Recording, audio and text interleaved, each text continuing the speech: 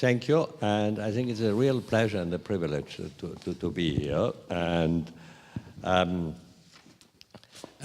ladies and gentlemen, I was asked to be a laudator for our old friend Richard Rahn, and I don't think I will talk about what he's done in sort of a chronology or a CV, etc., but a little bit more qualitative, and what I think of him. But first, I would like, back when I was, let's say, a child, adolescent, my big heroes were the pirates in the Caribbean. Why were they my big heroes? They were brave persons looking for freedom and self-determination. They were gallant and fair fighters, just attacking armed government vessels, not sort of women and children, but armed government vessels. Whether they really were like that, I don't know, but that's what I imagine. They were very chivalrous and charming towards ladies and admirers of female beauties. They were not disturbed by wounds, such as losing one leg, and even sometimes they have covered one eye because they have lost it. They were great people.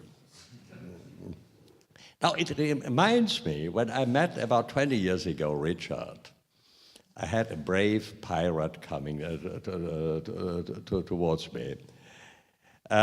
He loves freedom, he is gallant, he is brave, he supports self-determination, self-responsibility, and these are the principles of his life, and he fights for it. So he was sort of my hero of a pirate whom I met. But there was one thing which was different, which actually differentiates him from the pirates. It's the issue of property rights. I don't think that the pirates were necessarily very respectful of property rights, but I think Richard is it. But now getting a bit serious, Richard knows the central importance, and he always advocated it, of property rights, and that they are key to freedom, but also to free markets. And he also always advocated and propagated that this freedom and free markets are the basis of prosperity and of a healthy society.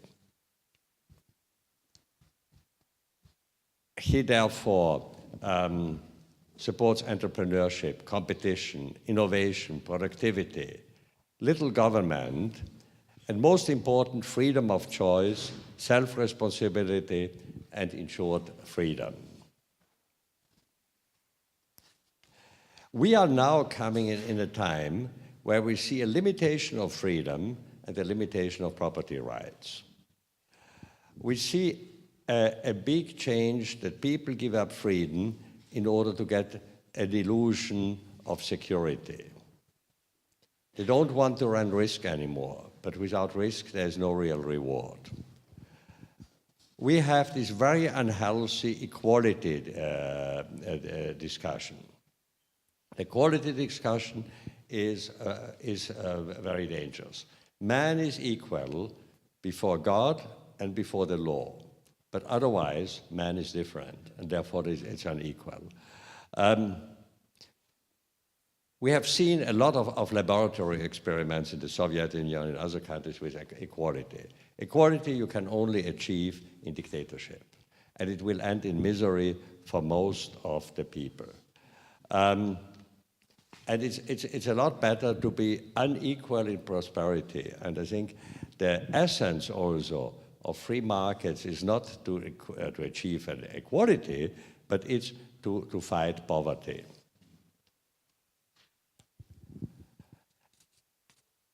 Now, coming to Richard, he's in a constant crusade for freedom and prosperity.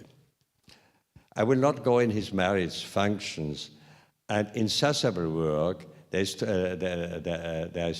much. But I met him in the Balkans. I met him on airports somewhere, I met him in the US, I met him in Europe. He is nearly everywhere and constantly on a certain way of propagating freedom, propagating markets, propagating his values. I think what is very important is his column in the Washington Times. There's a lot of wealth of knowledge which you can get from his column. For instance, I frequently ask myself, why not everybody are subscribing to the proven success of the whole society by free markets, liberalism in the European sense, not in the US sense, conservatism of value, and the Austrian School of Economics. Also, it is proven people follow other systems which prove to be unsuccessful.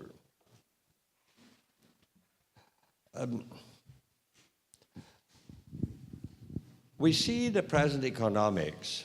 We see a lot of people from Harvard, from other things, who are following unsuccessful processes of socialism, of Marxism, of planned economy, etc. Why are they doing that? It's hard to understand, and I think that people who get a Nobel laureate in economics, they must be intelligent. But why are they then following a philosophy which proved clearly unsuccessful? And I read once a quote of Richard, and I want to quote that because I think it's very important. He said, despite decades of evidence, many still advocate socialism. One cannot help thinking that such people must be either ignorant, mentally impaired, or hate the fellow man. One secret, and it's actually obvious, it's not a secret, Richard says it was secret, actually obvious, to being healthy, prosperous, and happy is to live in a free market country. I think this was very clarifying. There is, in socialism, there's no concept of love, there's no concept of hope. And I thought that very adamant. And I think, therefore, it is adamant to fight for the principles of freedom, self-responsibility, self-freedom of choice, etc. I'm very grateful that I'm invited here because also the Austrian Center, the Hayek Institut, is doing a lot in this sense. The Free Market Roadshow, which Barbara is doing, is a great achievement, going also through Europe for months and propagating these ideas. And I think it is more successful in Central Europe. People are following there because probably they got the lessons of communism and they learned from it. The determination and bravery of Richard should be an example for all of us to stand for these ideas. Thank you, Richard.